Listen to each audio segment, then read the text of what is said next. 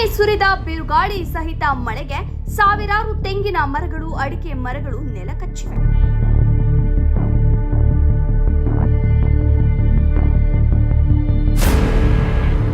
ಮನೆಗಳ ಸೀಟು ಹಾಗೂ ಚಾವಣಿ ಇಂಚುಗಳು ಸೇರಿದಂತೆ ಲಕ್ಷಾಂತರ ರೂಪಾಯಿ ನಷ್ಟವಾಗಿದೆ.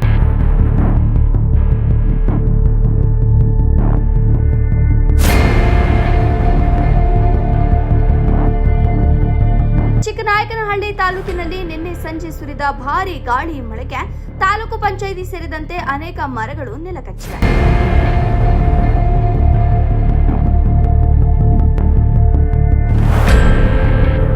ಕೇಂದ್ರ ಶಿಕ್ಷಣಾಧಿಕಾರಿಗಳು ಕಾರು ಸಹ ಮಳೆ ಗಾಳಿಗೆ ಜಖಮ್ಮಾಗಿದ್ದು ಅಗಸರಹಳ್ಳಿ, ಗಂಟಲಗೆರೆ, ಮುದ್ದೇನಹಳ್ಳಿ ಹಾಗೂ ಮನಿಯಮ್ಮನಪಾಳ್ಯ, ಹಾಲುಗುಣ, ಮಲಗೊಂಡರಹಳ್ಳಿ ಸೇರಿದಂತೆ ಹುಡಿಯಾರು ಭಾಗದಲ್ಲೂ ಸಹ ಅನೇಕ ತೋಟಗಳು, ಆಸ್ತಿ ಪಾಸ್ತಿ ಹಾನಿಯಾಗಿರುವ ಬಗ್ಗೆ ವರದಿಯಾಗಿದೆ.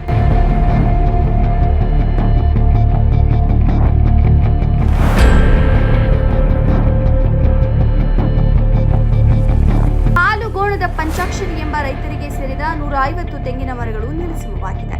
ಅಗಸರಹಳ್ಳಿಯಲ್ಲಿ 1000ಕ್ಕೂ ಹೆಚ್ಚು ಬಾಳೆ ಸಸಿಗಳು ನೆಲಸಮವಾಗಿದೆ.